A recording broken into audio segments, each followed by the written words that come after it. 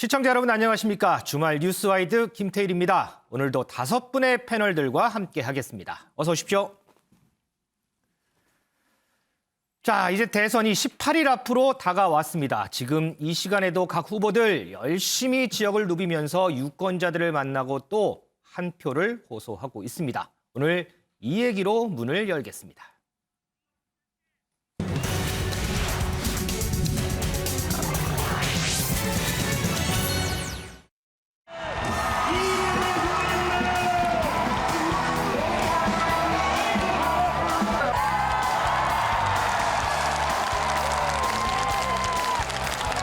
전북 경제 부흥 시대를 저 이재명이 확실하게 격치했습니다.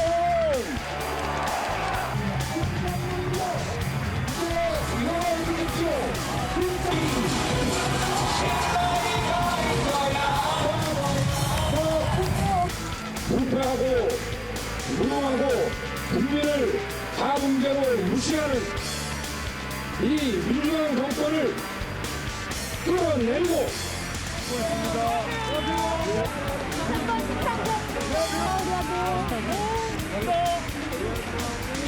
오히려 소수정당 후보 대통령 선택하는 과감한 결단을 해야 이게 대한민국 정의를 위한 정치 시대에 올 수 있습니다, 여러분. 맞습니까?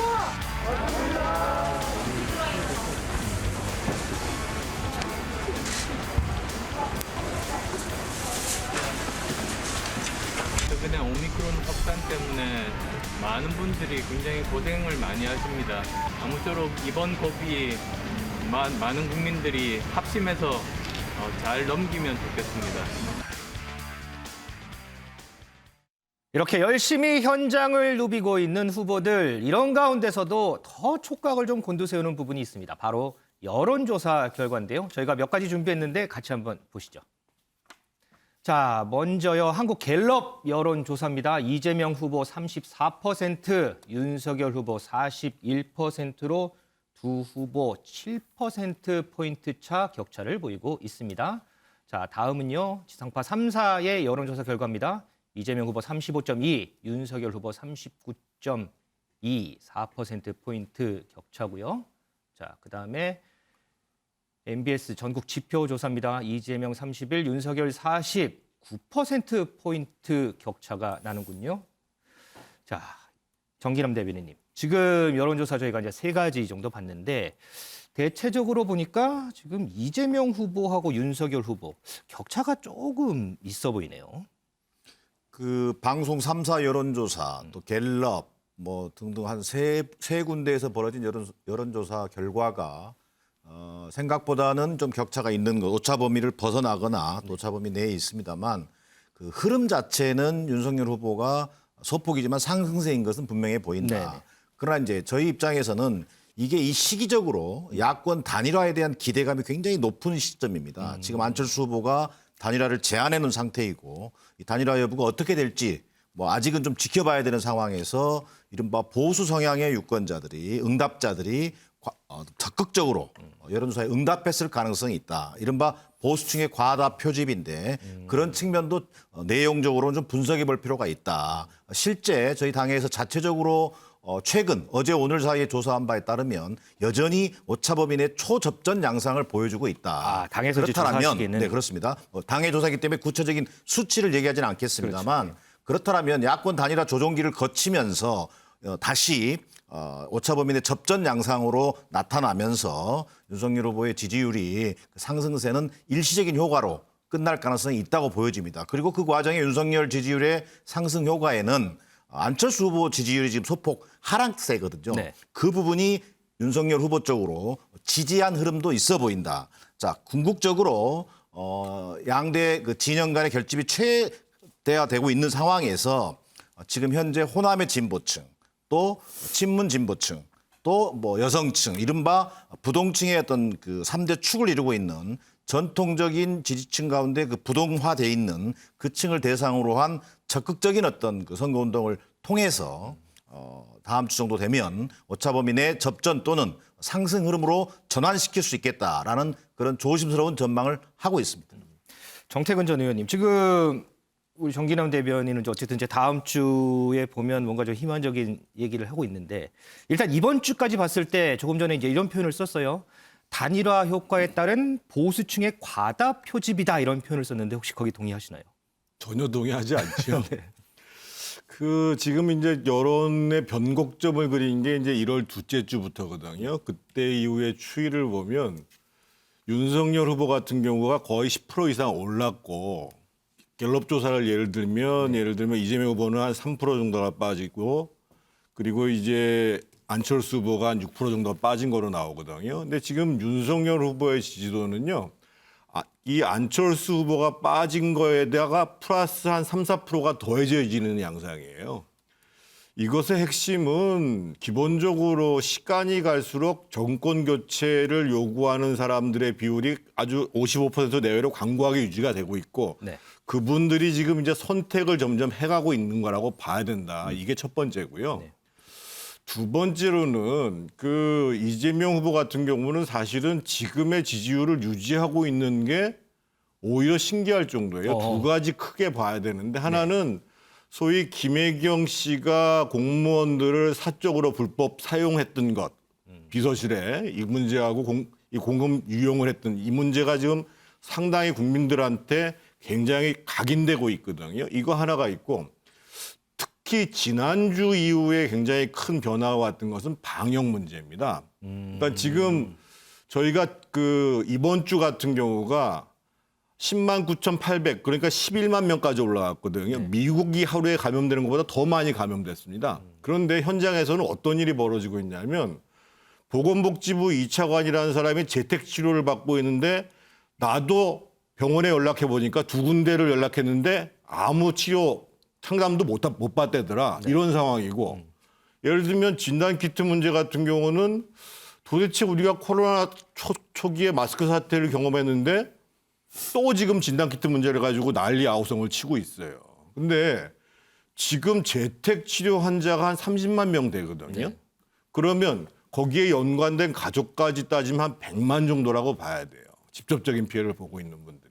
거기에다가 지금 자영업자 상인들 엄청난 피해를 받고 있잖아요. 그래서 이재명 후보는 본인은 위기에 강한 유능한 경제 대통령이라고 얘기를 하는데 보여지는 현실은 정말 무능한 문재인 정부 그 정권을 재창출하기 위해서 나왔다라는 부분들을 확인하고 있기 때문에 정권 교체를 바라는 유권자들 입장에서 보면은 이제 선택을 해야 되겠다라고 해서 안철수 후보한테서 옮겨간 것 이상으로 지금 정권 교체를 바라는 사람들 내부에서 윤석열 후보에 대한 지지율이 올라가고 있는 거죠. 최근에 이제 방역 상황과 관련해서도 이 부분도 여론조사 결과에 어느 정도 포함이 돼 있다 이렇게 분석을 하시는군요. 우리 박원석 단장님은 이 질문 하나 드리고 싶어요. 어제 심상정 후보가 이제 포항을 갔는데 보니까 아주 뜻깊은 만남이 있었더라고요. 이 포항 지진 당시에 이제 집을 잃으셨던 그 분, 지금 이제 췌장암 진단 받고 지금 투병 중이신데 봤더니 이분이 심상정 후보가 일전에 칩거했을 때 9,000원을 넣어서 후원금을 넣어서 자필 편지를 보내셨더라고요. 그래서 이 덕분에 다시 또 재개를 그 선거운동을 재개하고 했는데 이제 그분을 만나셨어요. 이것처럼 이제 어쨌든 심상정 후보가 힘을 내는 동력은 상당히 충분한 것 같아요. 그런데 이제 여론조사를 보면 일각에서 분석 나오는 게 지난 대선보다도 상당히 지금 조금 하락한 거 아니냐, 동력이 생기지 않는 거 아니냐 이런 분석이 나오거든요. 그거는 어떻게 보세요? 지난 대선보다 확실히 힘든 선거인 건 맞습니다. 그러니까 지난 대선은 탄핵 이후에 치러진 대선이었고 전체적으로 대선에 흐르는 어떤 정치적 에너지라는 게 굉장히 진보적이고 개혁적인 에너지였습니다. 당시에 이제 기억을 돌이켜 보시면 TV 토론 과정에서 모든 후보들이 최저임금 1만 원 이상을 임기 내에 하겠다고 심지어 홍준표 후보마저도 약속을 했었어요.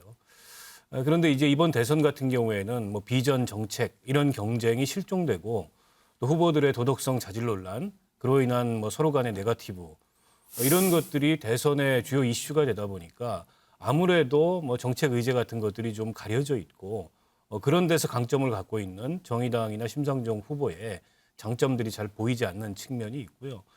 또 구도가 너무 강해요. 구도가 너무 강하다 보니까 사실은 안철수 후보도 지금 지지율이 계속 빠지는 이유도 그 구도 때문이고 심상정 후보도 그로부터 자유로울 수 없는 측면이 있고요. 그렇지만 앞서 그 포항에 지진으로 피해를 입고 지금 최저암까지 아시는 그분이 전 재산이라고 그 9천 원을 네. 보내셨어요. 저희도 그걸 보면서 참 먹먹했는데 이제 그런 절박한 처지에 있고 또 절실한 마음을 갖고 있는 시민들이 계시다는 거죠. 그런 측면에서 심상정 후보는 어쨌든 끝까지 최선을 다해야 될 또 책임이 있고 역할이 있다고 보고 있고요. 아무튼 이제 선거가 뭐 거의 2주 앞으로 다가왔기 때문에 지금 뭐 지지율에 머물러 있거나 만족할 수는 없고 조금이라도 더 어쨌든 정치가 절실하게 필요한 사람들에 다가가기 위한 그런 전략을 세우고 노력을 하겠습니다. 네, 알겠습니다. 자, 조금 전에 박원석 단장이 구도가 너무 명확하다 이렇게 표현을 했는데 윤석열 후보, 이재명 후보, 윤석열 후보 소위 이제 텃밭이라고 하죠. 이 호남과 TK 지역에서의 여론조사 이 결과도 상당히 관심을 끌고 있습니다. 같이 한번 보실까요? 인권과 평등이 그리고 평화가 보장되는 우리 김대중 대통령이 꿈꿨던 세상 제가 반드시 완성하겠습니다. 여러분 우리 거시기 해불죠. 제가 거시기 하면 해불자 한번 해주세요. 거시기 해불자. 거시기 해불자. 거시기 해불자. 감사합니다. 박정희 대통령께서는 경제개발 5개년 계획, 새마을 운동을 통해서 우리나라의 미래를 위해서 투자를 하셨습니다. 박정희 대통령의 경제사회 혁명을 지금의 시대에 맞춰서 다시 꼼꼼하게 제대로 배워야 되겠다는 그 생각을 갖게 됐습니다. 네, 두 후보 텃밭 지키기에 올인하는 모습이었는데요. 지금 여론조사 결과를 보니까요. 호남 지역에서 지난 18대 대선에서 문재인 대통령 당시 이제 문재인 후보가 얻었던 득표율이 89.1%인데 지금 지상파 방송사 3사 여론조사 결과를 보면 이재명 후보 지지율은 65.9%로 나옵니다. 자, 그리고요. 이 TK 지역 18대 대선에서 박근혜 후보가 얻었던 득표율이 80.4%인데 반해서 지금 윤석열 후보가 얻고 있는 방송 3사 여론조사 결과를 보면 59.7%로 나오고 있습니다. 김준혁 의원님, 이번 후보들이요 이전에 이제 대선 과정에서 얻었던 이 득표율에 각각의 텃밭에서 미치지 못하고 있거든요. 이 이유는 어디 있을까요? 글쎄, 뭐 저는 두 가지라고 생각을 합니다. 첫 번째는 과거 대통령 후보들이 제안했던 내용이나 이런 등 부분들보다 조금 부족한 부분이 있다고 생각을 할 수도 있고요. 또 하나는 아직 그 속마음을 제대로 드러내지 않는 것도 있을 수 있다라고 봅니다. 뭐 최근에 이준석 당대표가 호남에서 지지율을 25%에서 30%로 뭐 상향하겠다. 그렇죠. 뭐 이런 이야기도 하고 있고 뭐 그런데 저는 이제 그런 이야기들이 실질적으로 현장에서 적용되지는 않을 거다라고 생각을 합니다. 사실은 그 TK 지역도 굉장히 많은 변화들이 지금 있어 오고 있지 않습니까? 그 TK 현장에서 김부겸 국무총리가 전에 당시 김문수 전 경기지사를 꺾는 파란이 연출되기도 했었거든요. TK 지역도 변화되는 거예요. 물론 이제 그 뒤에 다시 뭐 이런 원래 구도로 가긴 했습니다만은 그런데 저는 이런 부분들이 이제 앞으로는 그렇게 완전하게 고착화되지는 않을 것이다. 제가 드리고 싶은 이야기 핵심은 뭐냐면은 아직 속마음을 드러내지 않는다는 겁니다. 문재인 대통령이 아까 그 89% 얻지 않았습니까? 네. 당시 여론조사할 때 계속 60%대였어요. 여론조사는 당시에 끝날 때까지 60%였는데 결과는 89%. 지금 이재명 후보 같은 경우도 호남 지역에서 65.9% 받고 있지만은 제가 볼 때 당시 이제 결과를 보여주게 되면 거의 90%에 이르는 득표율이 나올 거라고 생각을 합니다. 전 기대하고 있습니다. 장성철 교수님, 우리가 조금 전에 이제 영상을 보니까 어제 이제 윤석열 후보가 박정희 전 대통령의 생가에서 이제 인터뷰한 모습을 봤어요. 지난해 9월인가요? 이제 생가 갔다 그때는 일부 지지자들이 막 항의도 하고 했었는데 이번에는 조금 이렇게 분위기가 좀 달라진 것 같아요. 그 이유는 어디 있을까요? 이제 투표율이 다가오고 있으니까 정권 교체를 해야 된다라는 그런 분들의 마음이 다 모여지는 것 같습니다. 그 당시만 해도 일단은 경선 후보였잖아요. 네. 그러니까 반대하는 쪽에 계신 분들이 가서 여러 가지 좀 반대 의견을 목소리 냈다라고 보여집니다. 저는 이제 우리 김준일 특보님과는 다르게 지역의 구도가 깨졌으면 좋겠어요, 이번에. 그래서 이재명 후보도 TK나 PK에서 한 30% 얻고 윤석열 후보도 호남 지역에서 한 30% 얻어서 이제 공고한 그런 지역적인 구도, 특정 정당을 밀어주는 그런 구도가 좀 깨져야 지역주의가 좀 타파되는 효과가 있다라고 보여집니다. 우리 지역 사람이니까, 우리가 지지하는 정당 사람이니까 그냥 도덕적인, 정책적인, 실력적인 자질 이런 거 보지 않고 무작정 지지한다라는 거는 대한민국 정치 발전에 그렇게 큰 도움이 되지 않을 거라는 생각이 들고요. 제가 이제 하나 말씀드리고 싶은 것은 이재명 후보가 지지율이 좀 하락을 하거나 윤석열 후보에게 많이 뒤처지고 있잖아요. 세부적으로 분석을 해보면 그 질이 더 안 좋아요. 무슨 말이냐면 서울 지역에서 상당한 격차로 지고 있다라는 점, 그리고 중도층에서도 상당한 격차로 지고 있다라는 점. 서울과 중도층에서 지고 있으면은요, 이번 선거 이재명 후보로서는 어떻게 해볼 도리가 없을 거예요. 아까 우리 김 특보님 말씀하셨던 것처럼 지역은 투표율이 가까우면 결집 현상이 일어나거든요. 네. 하지만 서울과 중도층이라는 합리적인 선택을 하는 분들, 진영과 이념과 지역을 넘어서서 본인들의 의견에 따라서 본인의 이익에 따라서 지지하는 분을 선택하는 이런 서울과 중도층에서 상당한 폭으로 지고 있다는 것은 이재명 후보로서는 상당히 위험 신호다라는 생각이 듭니다. 지역주의가 깨졌으면 좋겠다라고 얘기한 우리 장성철 교수의 바람이 이루어질 수 있을지 이 부분 짧게 한 분석을 한번 해보겠습니다. 자, 정 의원님. 자, 각각의 반대 지역에서 한번 보자고요. 조금 전에 우리 김준혁 의원도 얘기했지만 이준석 대표가 호남에서 25%가 아니라 30%로 목표치를 상향을 했어요. 자, 이 목표 이룰 수 있을까요? 30%까지는 무리고요. 그래요. 중요한 거는 그 호남 유권자 여러분들께서 과거에 비해서 일단 국민의힘 보수 정당에 대한 반감이 많이 누그러졌습니다. 그렇게 되기까지는 국민의힘, 그러니까 우리 김종인 비대위원장 시절부터 꾸준히 그 우리 호남 지역을 찾아가고 무릎을 꿇고 과거에 잘못했던 부분들에 대해 사과하고, 이번 선거 같은 경우에는 이준석 대표는 이준석 대표 나름대로, 윤석열 후보는 지금 벌써 이제 본격적인 레이스가 시작되고 한 3번째 가는 거거든요. 네. 그래서 그런 과정 속에서 실제로 호남 유권자들이 원하고 있는 부분들에 대해서 정책적으로 다가가는 노력들을 했어요. 네. 그래서 이번에 이제 예를 들면 그 논란이 크게 이슈화되기 시작한 광주 복합 쇼핑몰 문제 같은 경우가 대표적인 사례지요. 그래서 저는 20%도 사실은 굉장히 버겁지만 한 15% 정도만 얻는다면 과거에 이명박 전 대통령 선거 때 한 8%가 조금 넘었었고, 네. 그리고 박근혜 전 대통령 선거 때 딱 10%가 간신히 넘었어요. 근데 이번에 15%만 넘는다고 하더라도 호남에서 받는 표도 받는 표지만 기본적으로 호남 유권자들이 출양 호남 출신 분들에게 미치는 영향력들이 있거든요. 네.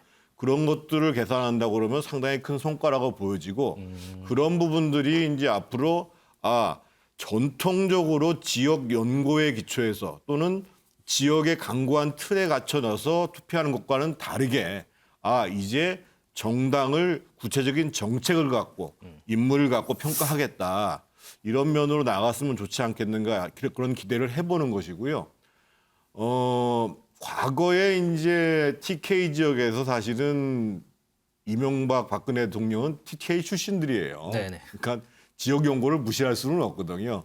그런데 이제 이번에 그 이재명 후보가 안동 출신이잖아요. 네네. 그런 부분들이 영향을 안 미친다고 보기는 사실 어려워요.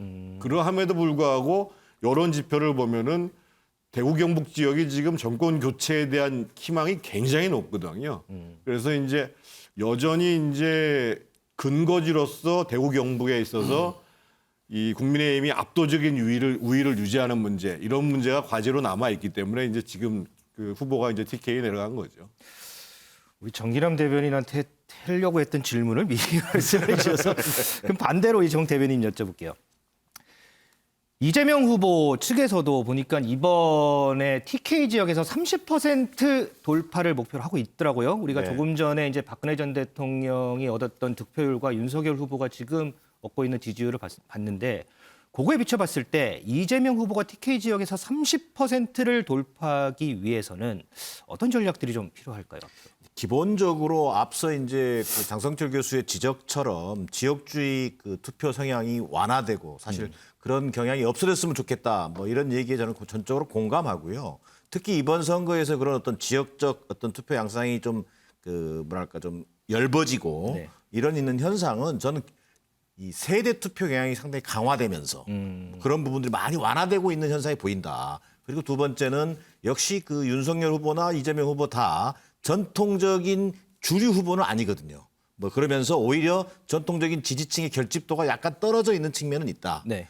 근데 이게 선거 막판으로 갈수록 저는 그 지지층의 결집도는 높아질 거로 보여지고요. 역대 그럼에도 불구하고 역대 대선 때 후보들의 득표율에 비하면 지역에서 어떤 그런 지역적 정체성에 입각한 득표 결과를 좀 기대하기는 상대적으로 좀 어려운 것 같다. 그리고 마지막으로 말씀하신 소위 그 이재명 후보의 TK에서의 어떤 그 지지율 공략 이 부분은 실제 이재명 후보가 TK 출신이라고 하는 안동 출신이라고 하는 어떤 지역적 연고성도 있지만 결국은 이제는 정말 그 전통 보수의 그 한복판에서도 우리가 다시는 이념과 뭐 진보냐 보수냐 또는 지역에 따라서 투표하는 성향을 벗어나고 진정한 통합 정부를 만들어내겠다. 그리고 그 통합 정부를 만들어낼 때만이 우리가 지금 처한 여러 가지 코로나 위기, 경제 위기 이런 파고를 넘어설 수 있다라고 하는 그런 어떤 위기 극복을 위한 국민 통합 대통령 뭐 이런 이미지를 적극적으로 부각시킨다면 지역 연고성 플러스 정말 전통적인 보수층에서조차 그동안 어떤 편가르기하고 어떤 그 보수 진보 뭐 이념적 어떤 뭐랄까 좀 투쟁 뭐 이런 것에 좀 집착했던 양상을 벗어날 수 있겠구나라는 기대감을 저는 줄 수 있을 것으로 보고 있습니다. 여야 입장에서 각각의 기대감 잘 들어봤습니다. 이런 가운데 오늘 새벽 국회에서는 14조 원 규모의 추경안이 예결위를 통과했습니다. 그 모습 영상으로 보고 짧게 좀 짚어보도록 하겠습니다. 남자는 묻는 줄 알았더니 그게 아니구만. 아니 여성은 누가 묻니까? 먼저 말. 예결위 의원 들어와서 위원장님 보자고 하는데 그럼 뭘 잠굽니까? 문을 왜 잠궈요? 빨리 열어.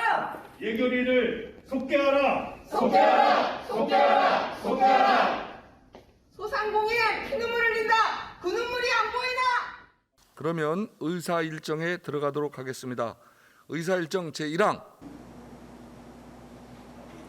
정부 원안대로 의결하고자 하는데 이의 없으십니까? 예, 가결되었음을 선포합니다. 박원석 단장님.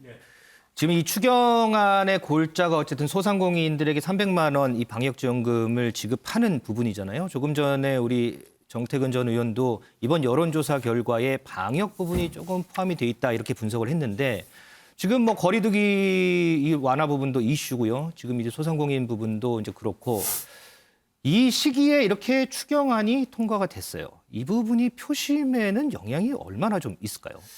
큰 영향은 없을 것 같습니다. 그래요? 그 뭐 300만 원 방역 지원금이 매우 부족하죠. 지금 자영업의 현실을 고려한다면. 그래서 여당임에도 불구하고 이재명 후보는 35조 정도 늘려야 된다. 뭐 국민의힘에서는 50조까지 늘려야 된다. 이런 설왕설래가 있었는데 결국에는 이제 정부 원안이 통과가 됐습니다. 이게 계속 이제 그 예결위 심의가 늦어지고 또 그로 인해서 추경 처리가 늦어지니까 대통령이 시급히 처리해달라. 이 얘기가 나오자마자 결국 여당이 단독으로 처리를 했는데요. 저는 문제를 좀 근본적으로 보면 사실은 자영업 손실보상법을 지난해 국회에서 만들었어요. 네. 근데 그 법이 애초에 여야가 냈던 원안에 비해서 훨씬 더 못 미치는 어떻게 보면 좀 누더기법, 용두사미법이 됐습니다. 애초에 법을 잘 만들었으면 이런 문제를 가지고 갑론을박을 할 필요가 없었습니다. 네. 근데 애초에 법을 만들 때는 이것 빼고 저것 빼고 하다 보니까는 결국엔 부실한 법이 통과돼서 불충분한 손실보상이 이루어졌고 그로 인해서 사실은 본 예산이 통과된 지 불과 몇 개월 만에 이 추경을 하게 되는 역대 사실은 별로 유례가 없는 그런 추경안이 나온 거 아니겠습니까? 또 한 가지 지적하고 싶은 거는 여당에서는 계속 홍남기 기재부 장관을 공격을 했습니다. 물론 기재부나 홍남기 장관이나 재정을 푸는 거에 대해서 굉장히 소극적인 건 사실인데 네. 기재부 장관이 대통령의 뜻에 반해서 독자적으로 예산을 낼 수 있습니까? 그 불가능한 얘기입니다. 저거는 어쨌든 대통령의 뜻이라고 봐야 된다는 거, 정부의 의지가 실려 있는 건데 그걸 분리시켜서 여당 의원들이 마치 야당처럼 기재부 장관 물러나라 이런 식의 시위를 했는데 저 그 모습도 굉장히 좀 어색했다는 생각이 들고요. 그리고 국민의힘에서는 이게 이제 말로 하는 서비스만 너무 강해요. 지금 방역지원금도 1,000만 원을 늘려야 된다. 얘기만 하면서 실제 그걸 늘리기 위한 적극적인 노력은 하지 않고 행여 이 추경이 선거에서 여당에 도움이 될까 싶어서 심의마저 소극적으로 나서지 않는 그런 모습을 보였기 때문에 저는 여야 모두 사실은 이번 추경 처리 과정에서 말과는 다르게 여러 가지 문제점들을 드러냈다고 봅니다. 지지율 관련해서 이거 하나만 좀 짚어보고 좀 넘어가겠습니다. 김준혁 의원님. 한 지지자가요. 일부 여론조사 이제 결과 두고서 이재명 후보 이제 소통 앱이라고 있잖아요. 네네. 여기에 이번 대선이 승산이 없어 보인다 이런 글을 남겼어요. 그랬더니 이재명 후보가 거기다가 댓글로 지지율은 파도같이 언제나 출렁이는 것이다 이렇게 댓글을 남겼더라고요. 그럼에도 불구하고 자 이런 지지자 입장에서 이번 대선 승산이 없어 보인다 이런 의견까지 나오는 데 대해서 민주당 입장에서는 좀 답답한 부분이 있지 않을까요? 그러니까 저 지지자분이 정확하게 자기를 표현을 했습니다. 중도적 민주당 지지자다 네. 이렇게. 사실은 저분이 얼마나 가슴이 안타까웠으면 저렇게 글을 썼을까. 저도 사실 그 글을 읽으면서 굉장히 짠한 생각이 좀 들었습니다. 그래서 이제 이재명 후보가 오히려 좀 희망을 주기 위해서 또 저런 또 댓글을 좀 달아주지 않았겠습니까? 네. 사실 저는 그 현장에서 경험을 좀 하고 있는데요. 현장의 분위기가 좀 달라지고 있습니다. 저는 뭐 여기서 지금 이렇게 패널로 참여하고 있지만 아침, 점심, 저녁으로 이렇게 유세 현장에서 직접 나가 있습니다. 네. 새벽부터 계속 나가 있는데 첫날, 둘째 날, 셋째 날, 넷째 날 분위기가 달라요. 첫날, 둘째 날은 굉장히 소극적이었고 거의 반응이 없었습니다. 그런 면에서 봤을 때 지난번 그 선거 때 제가 경험했던 현장 분위기하고는 전혀 달랐는데요. 근데 어제부터 분위기가 다르더라고요. 어제 아침에 굉장히 추웠는데 제가 또 새벽부터 나가 있었거든요. 수원역 현장에서. 정말 머리가 깨질 정도로 아팠는데도 불구하고 그 찬바람 때문에. 그런데 이제 손을 들어주는 사람들이 나타나기 시작을 했고요. 오늘 아침에는 제가 여기 오기 직전까지 아침 7시부터 3시까지 계속 다녔는데 근데 손은 들어주고 응원해주고 하는 사람들이 굉장히 늘어나고 있어요. 저는 이런 측면에서 봤을 때 이 지지율이라고 하는 것이 아직은 속 안에 들어있는 마음을 공개하지 않은 사람들이 이제 서서히 공개하는 마음으로 오고 있기 때문에 저는 다음 주면은 지지율의 변화가 분명히 있을 것이다. 이것은 단순하게 수치로 이야기하는 것이 아니라 현장에서 느끼는 경험을 통해서 분명하게 제가 말씀드릴 수 있습니다. 다음 주제로 넘어가려고 했는데 우리 김준혁 의원이 유세 현장 분위기를 너무 자세하게 스케치를 해주셔서 우리 장성철 교수한테 국민의힘 유세 분위기도 짧게 좀 여쭤보고 갈게요. 제가 이제 그 윤석열 후보의 그 유세 현장보다 지금 5군데의 재보궐선거 지역이 있지 않습니까? 거기에 이제 파견 나가 있는 이제 국회의원 후배들이 저한테 연락을 해줬는데 지금까지 보수우파 정당에서 느껴보지 못했던 일들이 벌어지고 있다. 가장 극명한 게 뭐냐? 젊은 친구들이요. 그렇게 와서 환호하고 사진 찍자고 그러고 선거 사무실도 오고 유세차 따라다니기도 하고 이런다는 거예요. 그래서 자기네들은 눈물이 날 정도라고 하더라고요. 아이고.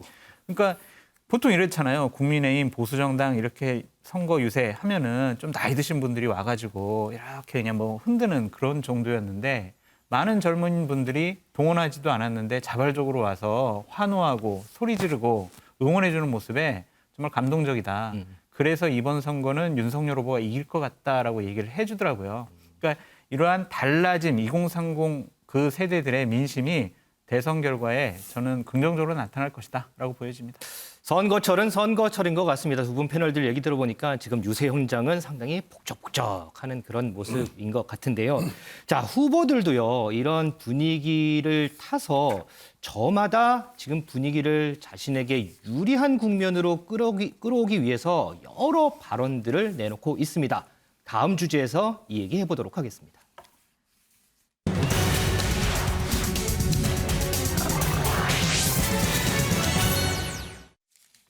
소상공인들 피해가 크다. 그러면 조정을 하고 부족하면 시에서 세금 들어오는 거에서 일부 떼서 지원해 주면 되잖아요. 필요하다는 사람도 있고 그것 때문에 피해보는 사람도 있지 않습니까? 그럴 때는 한쪽을 편들어서 상대를 죽여서는 안 됩니다. 지금 그분들이 그렇게 하고 있죠. 우리 사회는 흑백 논리가 너무 심해요. 그저 편 갈라가지고 이쪽 한 편 먹으면 이쪽은 버려도 내 거다 이런 생각하는 사람들. 이게 바로 분열주의자들입니다. 증오를 이용해서 갈등을 이용해서 분열을 이용해서 정치적 이익을 획득하는 이런 행위, 이걸 극우 포퓰리즘이라고 그럽니다, 여러분. 이 민주당 정치인들이 아마 이런 모양이에요. 자영업자들 핑계를 대면서 이 대형 쇼핑몰이 들어오면 골목 상권이 망한다고 반대를 했던 모양입니다. 대형 쇼핑몰이 들어오면 젊은이들과 사람들이 모이지 않습니까? 모이면 자영업도 잘 되지 않습니까? 근데 이걸 왜 반대했는 줄 아십니까? 민주당 사람들이 대형 쇼핑몰에 있는 좋은 물건들, 명품들 이런 것에 도시인들이 관심을 갖게 되면 투쟁 의지가 약화된다고 생각한 모양입니다. 지금 두 후보 얘기를 들어보면 호남 지역에서 이 쇼핑몰 관련한 이슈가 크게 부각이 되는 것 같습니다. 후보 말고 여야 각각의 입장 한 번 더 들어보고 얘기 나누도록 하겠습니다. 그래서 그것이 어떤 영향을 미친다 이렇게 보기는 쉽지 않다 이렇게 보고 있습니다. 그래서 그것 때문에 호남, 광주에 쇼핑몰 하나 지어준다고 해서 호남의 지지세가 결집된다 이렇게 해석하는 것은 조금 호남을 무시한 발언이 아닌가 싶은데요. 당장 이재명 후보가 성남시장일 때도 가면은 광주에 대해 가지고 그런 복합 쇼핑몰 입점에 반대한다는 입장을 밝힌 영상도 이미 있고요. 정 대변인님, 지금 이준석 대표 얘기를 들어보니까 이재명 후보가 성남시장일 때 복합 쇼핑몰 입점에 반대한다는 영상도 있다라는 얘기를 했거든요. 혹시 영상 보셨어요? 그 당시 영상은 직접 보지는 못했습니다만 뭐 지금도 복합 쇼핑몰에 대한 논란은 지역 자치단체라든가 논란들은 많이 있죠. 근데 그 당시 특히 2015년으로 기억합니다. 2015년에 소위 이른바 복합 쇼핑몰 그 입점과 관련해서 지역 상인들의 어떤 그 반란이 아니라 반대, 네네. 그리고 또 특혜 논란 이런 것들이 항상 어느 자치단체나 많이 있어 왔어요. 그리고 골목상권 보호 차원에서 복합 쇼핑몰 들어오는 것이 어떤 그 전가의 보도가 될 수는 없다. 이런 어떤 여론이 팽배하던 시점이거든요. 그 시기에 성남시장이었던 이재명 후보도 복합 쇼핑몰 도입에 대해서는 부정적인 의견을 가지고 있었던 것이죠. 그러나 지금 좀 전에 그 윤석열 후보가 광주에 가서 얘기한 것은 자 이를테면 광주 시민들이 간절히 바랬는데 뭐 민주당이 이를테면 그 부분을 뭐 반대해서 무산됐다. 이것은 사실과는 거리가 있는 얘기죠. 사실 2015년도에 그런 도입될 여지가 있었습니다만 그 당시에는 민주당의 윤장현 시장이라고 하는 그 분이 이제 시장일 때입니다. 근데 그 당에서 반대한 게 아니라 그 당시에 골목 상권 자영업자들과 전통적인 그 소위 소상공인들의 반대가 굉장히 치열했었어요. 그러면서 이게 무산됐었습니다. 자, 그러나 현 시점에서 지금 이용섭 현 시장인데 이 현 시장은 복합 쇼핑몰에 대해서 긍정적인 입장이에요. 자, 시민들의 여론을 충분히 반영해서 추진하겠다.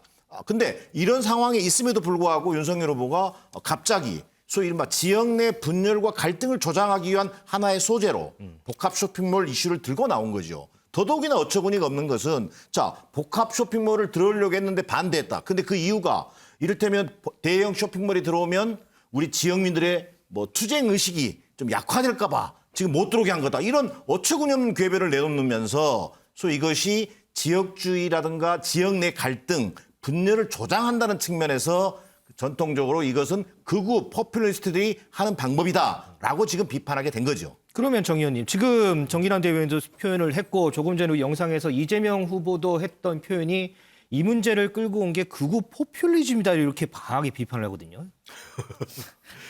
작년 7월 달에요. 그 무등일보가 여론조사를 했어요. 광주 시민들을 상대로. 그래서 이제 이 대형 복합 쇼핑몰 유치의 필요성에 관련해 가지고 그랬더니만은 적극 유치를 하겠다는 사람들이 한 58%, 노력할 필요가 있다는 게 24%에서 한 82%가 유치를 해야 된다는 거였고 네네.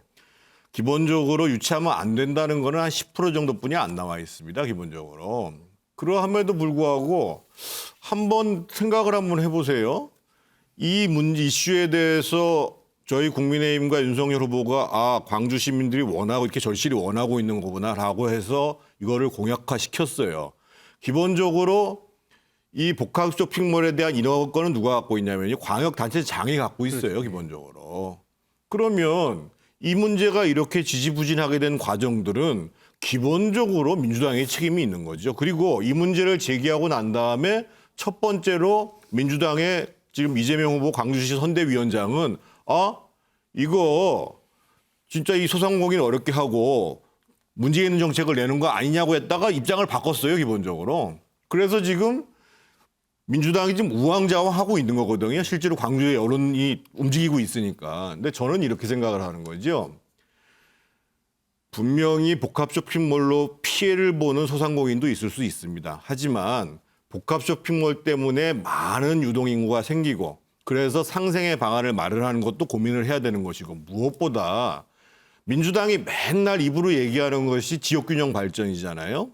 지역균형 발전을 하려면 실제로 지역에 있는 특히 광주 같은 광역시 같은 경우에 있어서는 젊은 세대를 중심으로 해서 그 사람들이 누릴 수 있는 소비, 문화 이런 부분들을 수도권을 찾지 않고도 할 수 있는 것들을 만들어줘야 돼요. 실제로. 그러지 않고서 무조건 거기다가 기업 유치한다 무슨 뭐 공공기관 유치한다고 해가지고 균형 발전이 이루어지지가 않아요.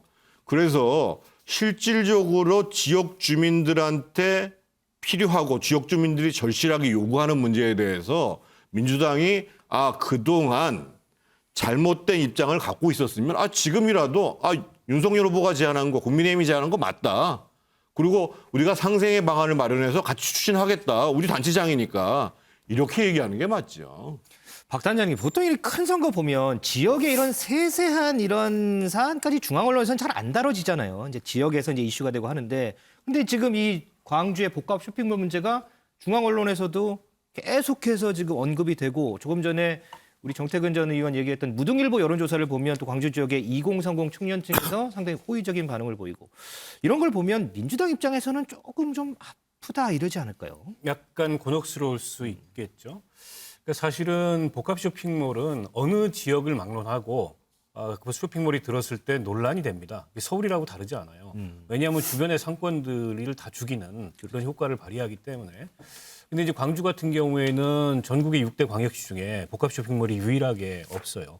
그리고 이제 다른 인프라도 상대적으로 좀 열악한 측면이 있습니다. 그건 뒤집어 얘기하면 그동안에 그 지역의 민주당 정치인들이 압도적으로 민주당이 우세인 지역에서 지역 발전을 위해서 별다른 노력을 하지 않았다. 이렇게 지역민들이 느낄 수 있는 거거든요. 그 점을 사실은 어떻게 보면 잘 파고 들어간 거고, 다만 저는 저게 과연 호남 지역에서 이준석 대표가 얘기하는 대로 30% 득표를 올릴 수 있는 그런 킬러 콘텐츠일까에 대해서는 조금 생각을 달리합니다.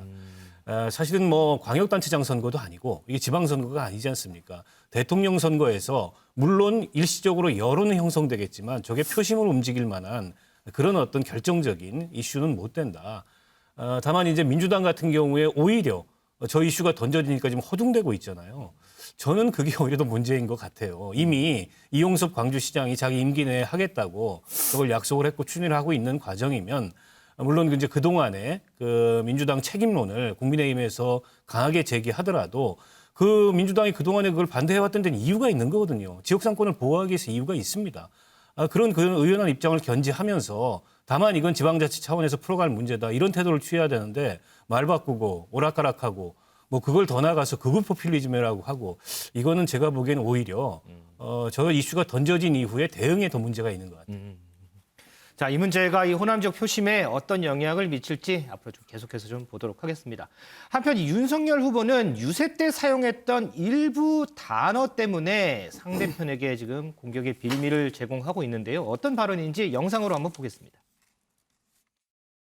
저 윤석열 그런 보복 같은 거 생각해 본 적도 없고 하지도 않을 것이니까 그런 엉터리 프레임으로 우리 위대한 국민 현혹하지 마십시오. 이 당은 기본적으로 점조직의 전체주의 정당이나 다를 바가 없어요. 이거 그냥 놔두면은 이 당이 아주 암에 걸려서 더 헤어나올 수가 없습니다. 인구 100만의 성남시를 이렇게 운영을 했는데 5천만의 대한민국을 운영하면 나라 꼬라지가 어떻게 되겠습니까, 여러분? 이 히틀러나 무솔리니 같은 이 파시스트들 아시죠? 이 사람들이 뒤집어 씌우는 거는 세계 최고입니다. 짓지도 않은 죄 만들어서 선동하고, 이게 원래 파시스트들, 그하고 또 비슷한 공산주의자들, 이런 사람들이 하는 수법입니다, 이게.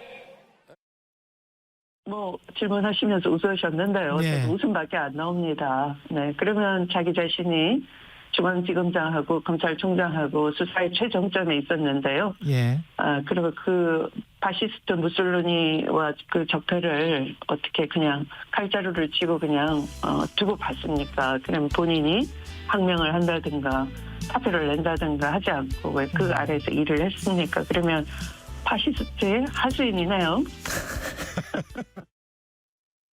선거 초반에 윤석열 후보의 발언이 너무 거칠어지고 있습니다. 선거 초반부터 어퍼컷을 매기더니 민주당은 암덩어리라는 등, 대통령이 히틀러라는 등 거의 실현 망언 수준을 넘어서서 폭언 수준입니다. 그 오만하고 무례함이 거의 극에 달했다 이렇게 보여집니다. 정치 입문한 지 얼마 안 된 분이 이렇게 폭언과 망언부터 배우는 것을 보면 잘못 배웠다 이런 생각이 듭니다. 장 교수님, 지금 윤석열 후보 발언, 무솔리니, 파시스트 이런 단어 사용 때문에 지금 민주당에서 엄청나게 많은 공격, 비판을 하고 있는데, 이 윤석열 후보의 이런 발언이 나온, 이런 단어를 선택하게 된 맥락, 어떤 맥락으로 좀 봐야 될까요? 현장에 가면은요, 지지자들이 환호를 합니다. 그러면 감정이 고조될 수밖에 없고요. 본인이 생각지도 않은, 하지만 본인의 잠재 의식 속에서 갖고 있던 말들이 나오게 되거든요. 그래서 저는 조금 과한 표현들을 하지 않으셨나, 순간적인 좀 감정이 흥분되지 않으셨나라는 생각이 들었고, 저런 말씀들을 좀 강하게 하시는 것을 보고 조금 위태위태하다라는 생각이 들어요. 저기서 더 나가면 이제 말실수, 실언, 공방이 더 나올 것 같은데, 지금 자신감이 충만해 있어요. 그러니까 지금 원고를 안 보고 그냥 하시잖아요. 그러니까 좀 선대위 관계자들한테 좀 물어봤더니 원고를 좀 준비를 다 해드렸는데 이제 현장 가서는 원고를 안 보고 하신다고 하더라고요. 그만큼 이제 자신감이 충만해 있다라고 보여집니다.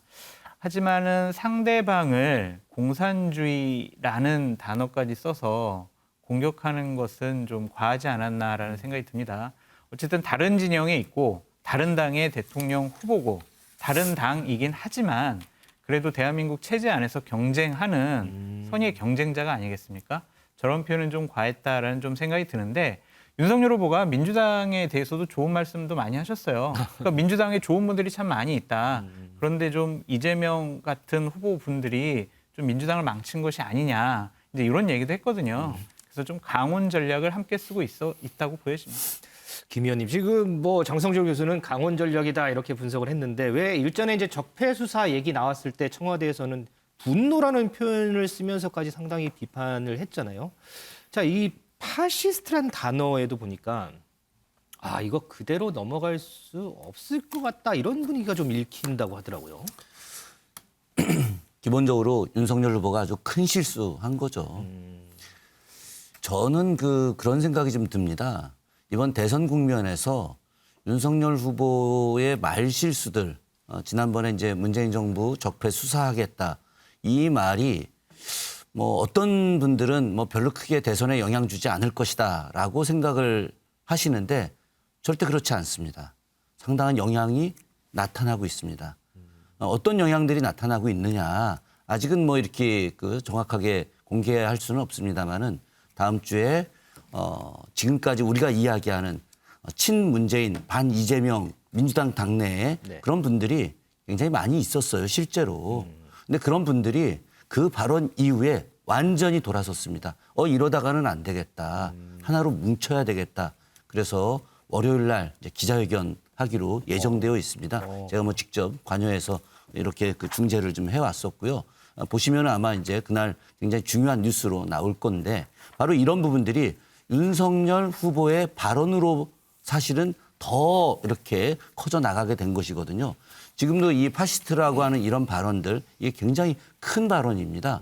왜 그러냐면 윤석열 후보라고 하는 사람이 어떤 존재인가, 어떤 사람인가라고 하는 걸 근본적으로 보여주는 겁니다.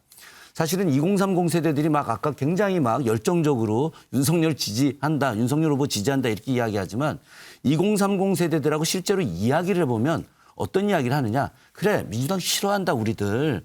민주당 싫어하는 거 막지 마셔라 라고 이야기합니다. 그럼에도 불구하고 윤석열 후보가 대통령이 된다면 너무 수준이 낮아서 찍기는 좀 그래요. 그러니까 좀 똑똑한 사람 뽑고 싶습니다. 이렇게 직접 이야기합니다. 제가 뭐 학교에 있는 학생들하고 이야기하는 것이 아니라 실제 현장에 나가 있는 그런 사람들, 특히나 제 아들 친구들하고도 제가 이렇게 만나서 이야기해 보면은 그 친구들이 제가 민주당 지지자이기 때문에 혹은 민주당 당원이기 때문에 민주당 혁신위원이기 때문에 저한테 그런 이야기를 하는 것이 아니라 실제 자기들의 속마음을 그대로 드러내는데 윤석열 후보 너무 수준이 떨어집니다라고 하는 이야기들을 스스럼 없이 하고 있다는 거. 이걸 윤석열 후보가 스스로 만든 것이다. 이 부분은 앞으로 대선에서 이기고 싶다면 이런 자신감에 찬 오히려 실언들을 하지 않아야 될 것이다. 라고 저는 이야기하고 싶습니다. 김준혁 의원이 직접 만나본 분들이 그런 말을 실제로 했다는 얘기죠. 그렇죠. 예. 정 의원님, 조금 전에 이제 장성철 교수도 어쨌든 이 단어 선택 자체는 윤석열 후보의 실책이었고 앞으로 조금 좀 변화했으면 좋겠다라고 얘기를 했거든요. 정 의원님은 어떻게 보세요?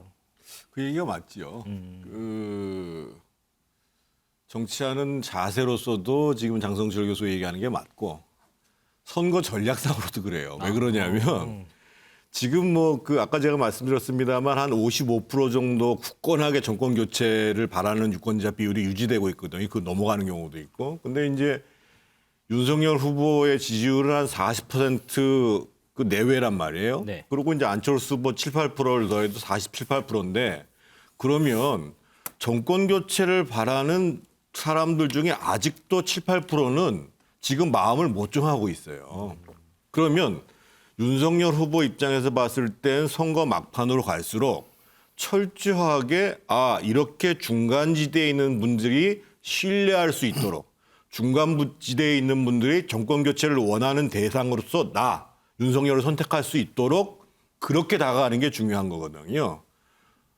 그런데 실제로 지금 이제 강한 메시지를 낸다는 건 뭐냐면 우리 지지층들한테는 기운을 북돋우는 효과가 있을지는 몰라요. 네. 그런데 뭔가 합리적인 중도 그런 연장선상에서 정권 교체를 바라는 분들한테 있어서는 윤석열 후보에 대한 믿음이나 신뢰가 떨어질 수가 있는 거거든요. 그래서 지금 지지율이 계속 올라간다고 해서 강성한 메시지 그리고 과격한 메시지를 내는 게 중요한 것이 아니고 어떻게 하면 정권 교체를 하겠다고 하는 사람들의 비율을 올리고 또 그중에서도 아직까지 윤석열 후보를 지지하지 않는 분들을 어떻게 끌어올 수 있을 것인가.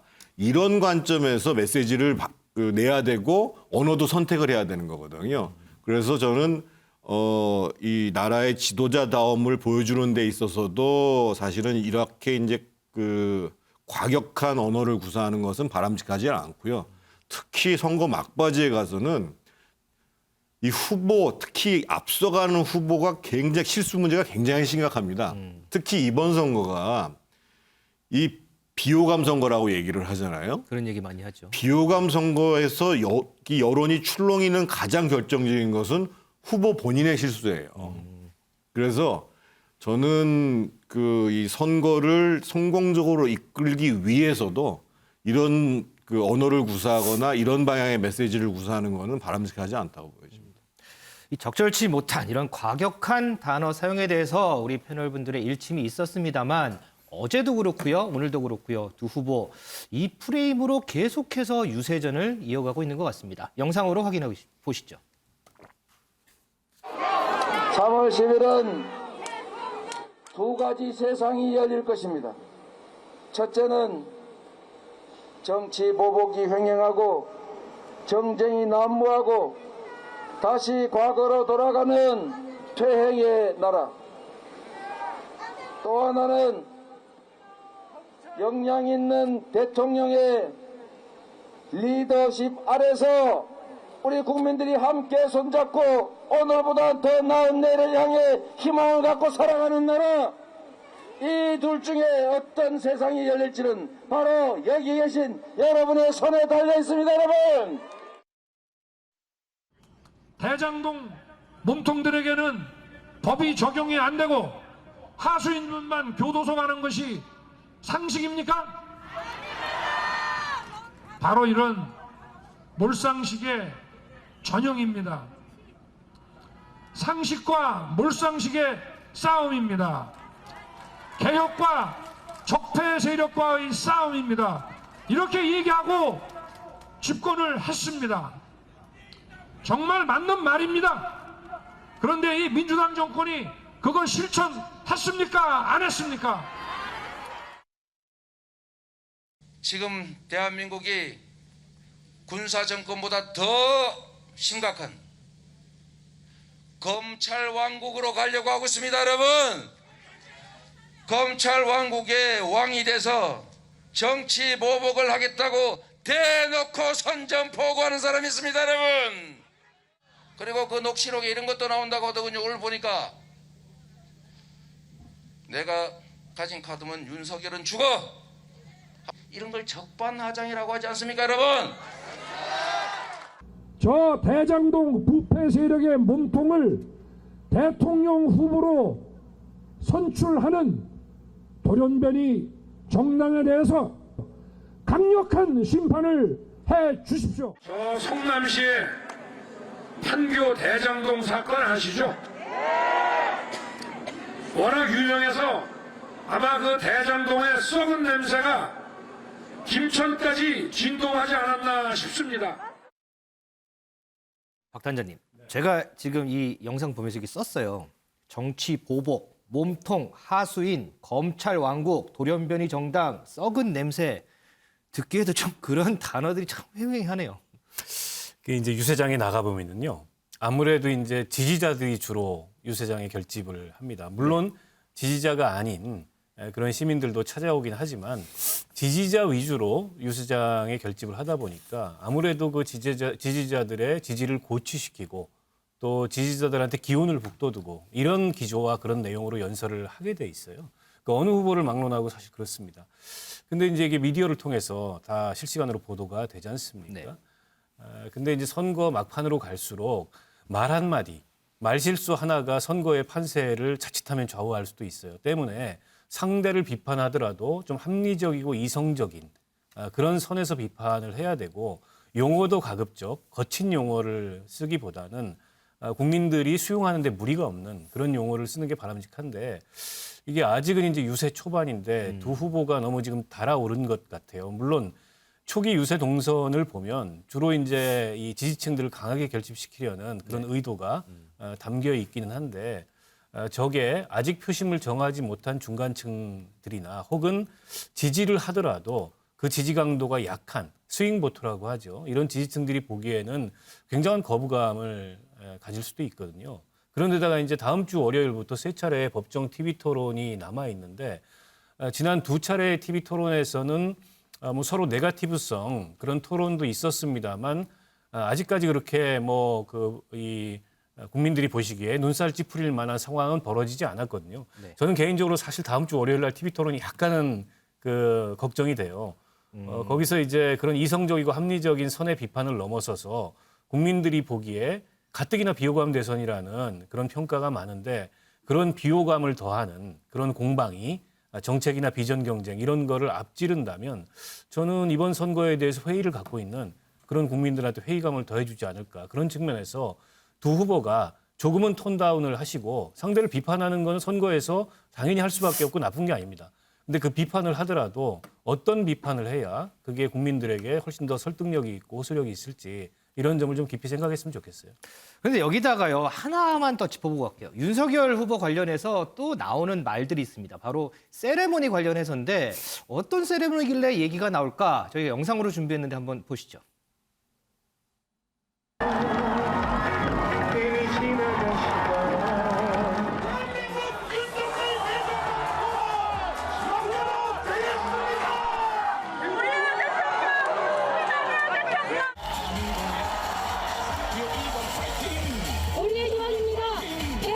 후보님이 좀 상당히 역동적인 모습을 보였다는 이제 그런 얘기가 많이 나왔는데 뭐 긍정적으로 봅니다. 그리고 이 아주 활력 있는 모습이 우리 유권자들한테 좀 긍정적으로 비칠 거라고 저는 생각을 합니다. 윤석열 후보도 부동시란 이름으로 군대를 면제당했어요. 어저께 원주에 와서 어퍼컷 세레머니를 한 거 보니까 무슨 씨름 선수처럼 튼튼하게 잘생긴 튼튼한 신체를 가지고 있는데 어떻게 군대를 못 갔습니까? 당구를 500을 친다 그럽니다. 저는 두 눈이 멀쩡해도 당구 150이 안 되더라고요. 어떻게 왼쪽 오른쪽 눈 시각차가 0.7이 되는데 당구 500을 칠 수가 있는지. 장 교수님, 제가 뭐 누굴 편을 들려고 하는 건 아니고 뭐 어느 후보든 유세장에 가서 이런 기운을 받으면 뭐 세레머니 막 할 수 있잖아요. 이재명 후보도 뭐 세레머니 할 거고 심상정 후보도 할 거고 안철수 후보도 할 건데 지금 윤석열 후보의 이런 이 어퍼컷 세레머니 이게 비판의 대상이 좀 되나요? 저는 그걸 몰라서 지금 질문을 드려요. 이게 대선 후보가 처음 하는 저런 세레모니예요. 그러니까 어퍼컷이든 뭐든 대선 후보는 이제 단상에 올라가서 정숙하게 뭐 환호하면 박수 치고 두 손 들고 요 정도 제스처만 했는데 저렇게 역동적인 모습 처음 보는 것 같습니다. 그리고 저런 것들이 이제 지난번에 있었던 한 언론사 인터뷰에서 뭐 전임 정권의 적폐와 관련돼서 어떻게 할 거냐. 그러니까 뭐 정치 보복이냐라고 민주당에서 얘기했잖아요. 그러니까 그런 것과 연관이 되는 것 같아요. 저 어퍼컷을 하는 게 그냥 정치 보복을 하겠다라는 뜻으로 이제 민주당에서는 해석을 하는 것 같습니다. 글쎄 저는 솔직히 그렇게 긍정적으로 보이진 않아요. 왜냐하면 여러 가지 다른 비판을 받을 수가 있고 또한 국민들에게는 오만하고 교만한 모습이 아니냐. 그리고 뭐 대선 유세가 조금 희화화되고 장난 아니냐. 그런 비판을 받을 수가 있는데 문제는 민주당이에요. 민주당은 저걸 비판을 하면서 왜 이재명 후보는 왜 따라합니까? 오늘 보시면 알겠지만 발차기 했잖아요. 그러니까 욕하면서 닮아가는 거예요. 지금 두 정당이. 그래서 비판을 할 거면 따라하지 말든가 아니면은 좀 자중시키든가 이런 식으로 해야 되는데 좀 양당이 지금 너무 서로 욕하면서 닮아가고 있다. 그런 점이 좀 아쉬운 것 같습니다. 제가 좀 잠깐만 좀 보충을 하면은요. 이게 이제 선거전이 과열되면은 소위 이제 후보자의 강함, 그 강한 액션 이런 게 어떻든 유권자들한테 어필을 해요. 그리고 특히 이제 예를 들면 전통적으로 이제 그 지도자의 강함을 보여줘서 그 뭔가 이 유권자들의 마음을 끌어당기는 방식들이 이제 푸틴이 많이 쓰는 방식이거든요. 근데 아마 누군가가 이제 윤석열 후보한테 조언을 했던 것 같아요. 근데 결과적으로 보면 사실은 저 어퍼컷 세레모니가 히딩크를 연상하게 되잖아요. 그래서 저는 뭐 요즘 선거 양태의 변화 과정이다라고 봐야지 그렇게 뭐 거만하거나 다 이긴 것처럼 교만하는 의미를 띠는 것 같지는 않아요. 어느 후보든 간에요. 다 우리 조금 전에 이제 우리가 얘기했지만 뭐 단어 선택이라든지 이런 몸짓 하나라든지 이 선거전에서는 조심해야 될 게 상당히 좀 많은 것 같습니다. 자, 다음은요. 불의의 사고로 선거운동을 중단했다가 다시 이 선거운동 재개한 안철수 후보 얘기로 넘어가 보겠습니다.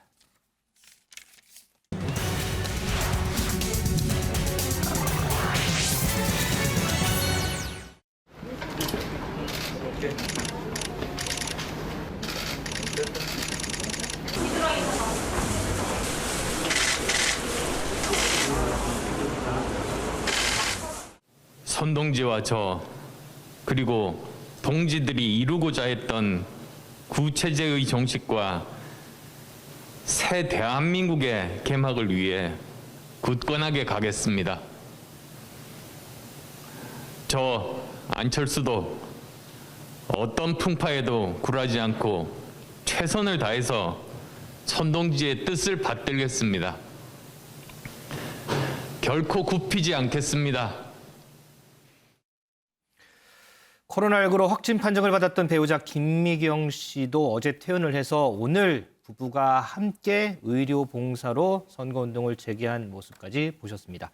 정 대변인님, 안철수 후보가 이제 선거운동을 재개하면서 조금 전에 이제 이 싱크라 그러죠. 얘기를 들어봤더니 어떤 풍파에도 굴하지 않겠다 이런 얘기를 했어요. 자, 안철수 후보가 선거운동 재개하면서 어쨌든 이제 자연스럽게 관심은 야권 단일화로 쏠릴 수밖에 없지 않겠습니까? 그런 가운데서 어떤 풍파에도 굴하지 않겠다. 완주하겠다는 얘기인가요? 각자의 정치 세력들이 자기 입맛에 맞게 해석할 가능성은 있죠.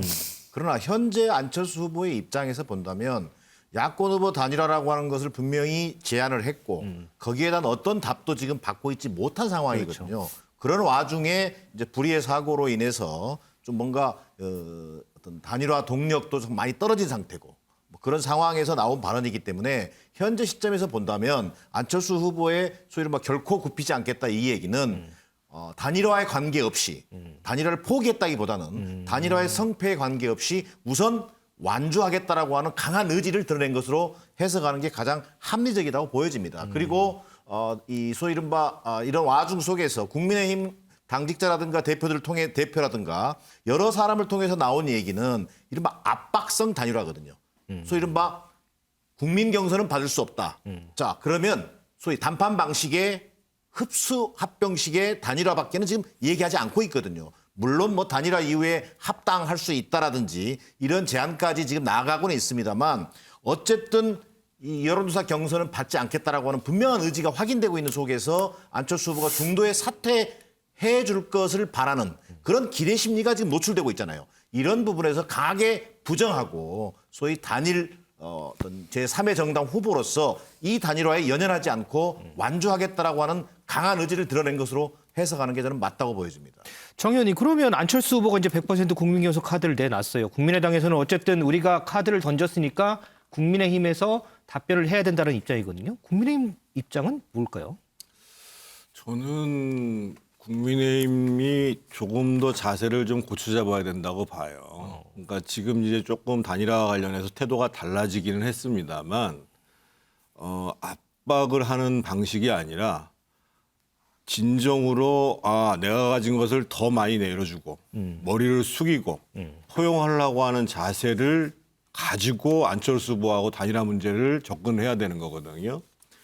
일부에서 지금 이제 여론이 흐름이 좋으니까 단일화 안 해도 되는 거 아니야? 이렇게 얘기합니다만 한번 지난 2달간을 보세요. 윤석열 후보가 그 작년 12월 5일 날 선대위에 출범하면서 그때도 한 40%를 찍으면서 10% 이상 앞섰습니다. 네. 그러다가 올 1월 초에는 곤두박질 쳐가지고 26%까지 빠졌어요. 그리고 비호감 선거에서 언제든지 여론은 출렁일 수가 있는 거예요. 그런데 무엇보다도 지금 단일화를 간절히 원하고 있는 것은 국민의힘도 국민의힘입니다만 정권 교체를 바라는 55%의 유권자예요. 그래서 안철수 후보한테 머리를 숙이는 것이 아니라 안철수 후보한테 더 내어주는 것이 아니라 그 정권 교체를 바라는 국민들을 위해서 우리가 최선을 다하겠습니다라는 모습으로 가는 그 자세가 굉장히 중요하다고 보여지고요. 그런 속에서 저는 지금 안철수 후보가 이전에 4월 7일 날 작년에 했던 방식의 여론조사 경선을 고집을 하고 있습니다만 협상에 따라서는 좀 달라질 수도 있는 거예요. 어떻게요? 그러니까 먼저 합의를 봐야 될 부분들은 공동정부를 구성하고 정책연대를 하고 그다음에 지방선거에서 연대를 하겠다라는 부분들을 합의해내고 네. 그런 속에서 그러면 단일화 방식 문제에 대해서 좀 더 얘기를 해봅시다 라고 할 수도 있는 거예요, 현실적으로. 그래서 그러면 정권 교체를 바라는 사람들을 중심으로 해가 조사를 할 수도 있는 거고 그런 과정 속에서 또 안철수 후보의 태도가 달라질 수도 있는 거고 그런데 지금은 아예 딱 못을 받고 안철수 후보한테 뭐 이렇게 압박을 하는 형식, 이건 형식은 바람직하지 않다고 보는데 저는 지금 한 일주일 정도 시간이 지금 남아 있거든요. 저희가 28일 전까지 단일화를 하게 되면 투표용지에다가 사퇴가 나와 있는데 지금보다도 더욱더 겸손하고 머리를 숙이고 더 많은 것들을 내어줄 수 있다라는 자세를 가지고 통크하게 접근해야 저는 정권 교체도 실제로 이룰 수 있을 뿐만 아니라 압도적인 정권 교체를 통해서 집권 이후의 과정들도 잘 풀어갈 수 있다고 봐요. 박 단장님, 그런데 조금 전에 이제 정태근 의원 얘기 중에 잠깐 나왔습니다만 지금 나오는 여론조사 결과만 봤을 때 윤석열 후보와 안철수 후보의 격차도 상당히 좀 커요. 그렇다 그러면 안철수 후보하고 단일화 안 하더라도 우리가 가능성 있는 거 아니야? 라고 얘기가 나올 법도 하거든요. 지금 뭐 국민의힘의 뭐 그런 입장이 이준석 대표를 중심으로 강하게 한 축에 있는 것 같아요. 근데 그에 반해서 보다 안정적인 정권 교체를 위해서는, 그리고 정권 교체 이후에도 보다 안정적인 국정 운영을 위해서는 안철수 후보가 기왕에 단일화를 제안했으니까 포용력을 가지고 끌어안아야 되는 거 아니냐, 이제 이런 의견이 다른 한 축에 있는 것 같은데, 아직 그 사이에서 윤석열 후보가 분명하게 자신의 입장이 뭐다, 이걸 지금 밝히지 않고 있습니다. 안철수 후보 쪽에서는 후보인 내가 제안을 한 거니까 후보인 윤석열 후보가 직접 그 문제에 대한 입장을 밝혀달라, 이렇게 의견을 표명했음에도 불구하고 아직까지는 묵묵부답인 상황으로 봤을 때 저는 뭐 여차하면 안철수 후보의 득표력을 최소화해서 그냥 사자구도로 완주할 수도 있다, 이런 의견이 있는 것 같습니다. 근데 뭐 그럴 수도 있겠죠. 그런데다가 안철수 후보가 제안한 방식의 단일화를 수용하기에는 민주당 쪽의 역선택이라는 변수에 대해서 걱정을 많이 하는 것 같아요. 근데 저는 개인적인 생각으로 그런 역선택이 일부 일어난다고 하더라도 실제 지금 지지율에서 보이는 이 현격한 격차를 뒤집어 엎을 만큼의 그런 조직적인 역선택이 일어나기는 굉장히 어렵다. 여론조사라는 게 뭐 기다리고 앉아 있는다 그래서 나한테 전화가 오는 게 아니지 않습니까? 그렇죠. 그런 점에서 봤을 때 어떻게 보면 지금 안철수 후보가 이 제안한 단일화 문제에 대해서 국민의힘이 시간을 끄는 게 정권 교체를 바라는 지지자들에게는 다소 좀 불안 요인으로 작용하는 게 아닌가. 시간이 흐르면 빨리 단일화를 하라, 이런 압력이 강해질 수도 있고, 그걸 아마 국민의힘도 모르지 않을 텐데 지금 이렇게 시간을 끄는 이유는 안철수 후보를 어쨌든 최소화시키겠다. 그래서 안철수 후보에게 이른바 줘야 될 어떤 반대급부, 대가 이런 걸 최소화시키겠다, 이런 판단이 작용하는 게 아닌가 싶습니다. 장 교수님, 이 숨은 얘기들을 우리 장 교수님이 많이 아니까 제가 요 질문 하나 드릴게요. 일부 보도를 보니까요, 윤석열 후보하고 안철수 후보가 이번 주말 중에 1대1 회동을 가진다라는 보도가 있어요. 그렇다면 이번 주말 중이면 뭐 오늘, 내일 이틀이 단일화의 분수령이다, 이렇게 봐도 되나요? 그렇게는 안 될 것 같습니다. 지금 두 분이 주말에 만난다라는 그런 흔적은 보이지가 않는 것 같고요. 일단은 21일이 법정 TV토론 첫째 날이고 25일이 지금 두 번째 하지 않습니까? 그리고 28일이 투표용지 인쇄일이기 때문에 저는 단일화의 적기는, 아니면 단판은 26일이나 27일 정도에 이루어져서 극적으로 합의가 이루어지면 단일화가 될 것이고, 아니면 안 될 것 같다라는 생각이 드는데, 저는 오늘 오전까지만 해도 그래도 단일화가 되지 않을까라는 그런 생각을 갖고 있었지만, 오후에 여러 군데 좀 취재를 해본 결과 단일화가 정말 쉽지 않겠구나라는 생각으로 좀 생각을 바꿨습니다. 그거는 안철수 후보가 완주 의지가 강하고요.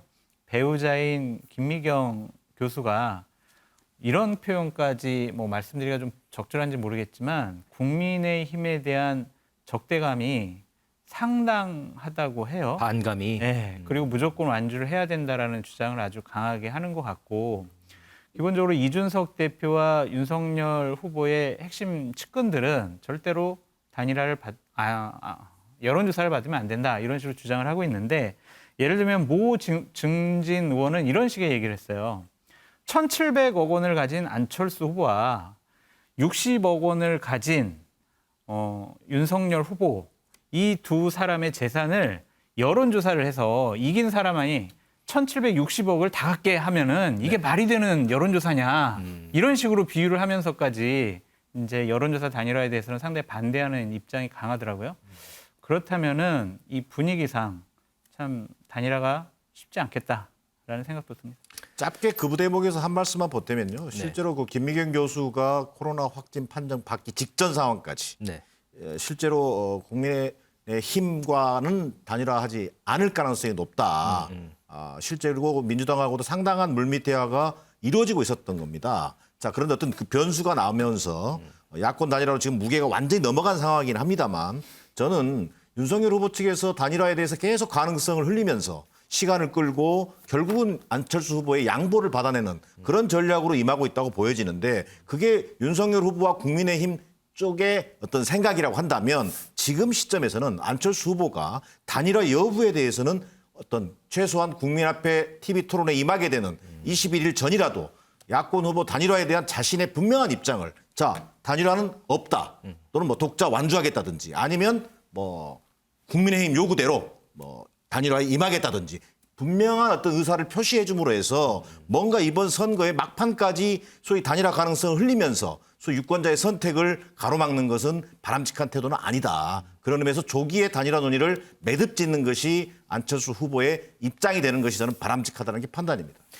다음 주 월요일 날 이 법정 TV 토론을 시작을 하죠. 여기서 혹시 단일화 관련해서 어떤 진전된 얘기들이 나올지 이 부분도 좀 관심입니다. 아무튼 이 윤석열 후보와 안철수 후보 간의 단일화 어떤 방식이 됐든 이 단일화 문제가 이번 선거의 변수가 될 거다 이런 분석이 많은데 이번 선거의 변수가 될 거다라는 분석이 또 하나 있습니다. 그 부분 다음 주제에서 알아보겠습니다.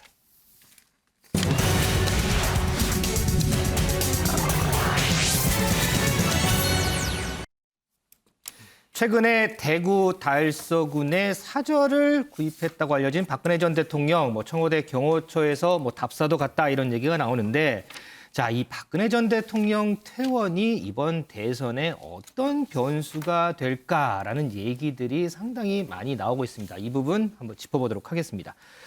정기남 대변인님, 지금 유영하 변호사가 보니까요, 박근혜 전 대통령 퇴원 시점을 3월 초로 예상을 하고 있더라고요. 3월 초면 대선이 거의 임박한 시기잖아요.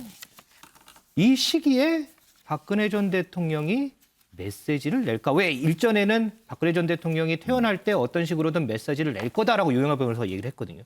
메시지를 낼까요? 저는 예측하기 좀 어렵습니다만 박근혜 대통령이 메시지를 내지 않을 가능성이 저는 높다고 보여집니다. 그리고 이것이 지금 선거 막판으로 접어든 상황에서 이미 전통적인 지지층의 결집이 최대한 이루어지고 있는 상황이에요. 그러면 결국 막판 부동층에 미치는 영향이 될 거라고 보여지는데 그것이 미치는 영향은 굉장히 지대하게 되거든요. 그래서 이른바 40대 49도에서 지금 부동층 10% 싸움이라고 해도 과언이 아닐진데 이런 속에서 박근혜 전 대통령이 이를테면 국정농단으로 인한 탄핵된 대통령이란 말이에요.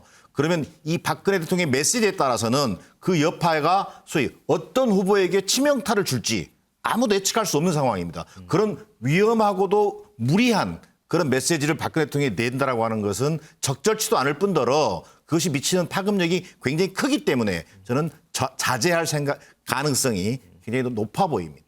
박 단장님, 지금 정기남 대변인은 예측할 수 없다라고 했는데 그래서 시나리오가 나오더라고요. 가능성. 제가 이렇게 정리해 왔는데 자, 1번. 문재인 정부를 비판하는 메시지를 낼 거다. 2번. 자신의 수사를 주도한 윤석열 후보에 대해서 언급을 할 거다. 3번.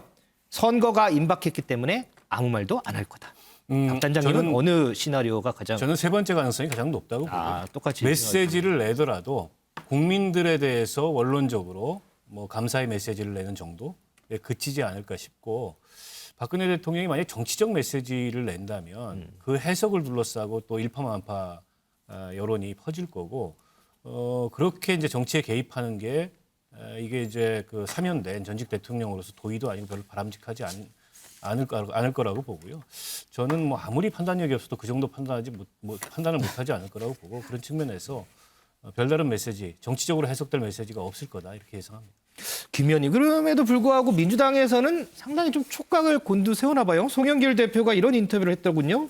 유영하 변호사와 소통하는 사이다. 얘기를 듣고 있다 이런 인터뷰도 했던데. 그래서 유영하 변호사하고 연대 선후배 사이여서 아마도 이제 소통을 좀 개인적으로 할 수도 있겠죠. 그런데 박근혜 전 대통령도 정치인이잖아요. 정치인이 이런 그 대선 전국에서 사실은 굉장히 지금 이제 초박빙 선거거든요. 지금 여론조사가 지금 일부 차이가 나오긴 합니다만은 이런 초박빙 선거에서 본인의 메시지가 글쎄 도움이 될까요? 그리고 또 본인의 메시지가 저는 대선 전국에 크게 영향을 준다고 보지도 않습니다. 그렇기 때문에 박근혜 전 대통령의 메시지는 저도 없을 것이다. 그건 송영길 대표가 아마도 지금 이제 여론을 민주당 쪽으로 조금 더 유리하게 만들기 위한 하나의 레토릭 정도로 이렇게 좀 보여지고 있습니다. 정 의원님, 지금 우리 세 분 패널들 전부 박근혜 전 대통령이 메시지는 내지 않을 거다 이렇게 예상을 했는데 어쨌든 메시지를 뭐 내든지 낼까 안 낼까 이거는 좀 지켜볼 거고 그렇다면 이 친박 지지자들의 표심은 어떻게 될까 이 부분도 궁금한데 왜 대표적인 친박 인사죠 홍문종 친박신당 대표가 박근혜 전 대통령도 정권 교체를 원할 것이다 이렇게 인터뷰를 한 부분이 있어요. 예, 지난 총선 때 견제를 하기 위해서 미래통합당에 힘을 실어줘야 된다고 메시지를 냈잖아요. 그래서 메시지를 안 낼 가능성도 있습니다만 메시지를 낸다면 이번 대선을 통해서 우리 국민들이 정말 화합하고 통합해야 합니다라고 하면서 간접적으로 그 문재인 정부의 편가르기 정치에 비판적인 언사를 하면서 그리고 이제 미래로 향한 선택, 그 정권 교체를 암시하는 정도 얘기를 할 수도 있습니다, 충분히요.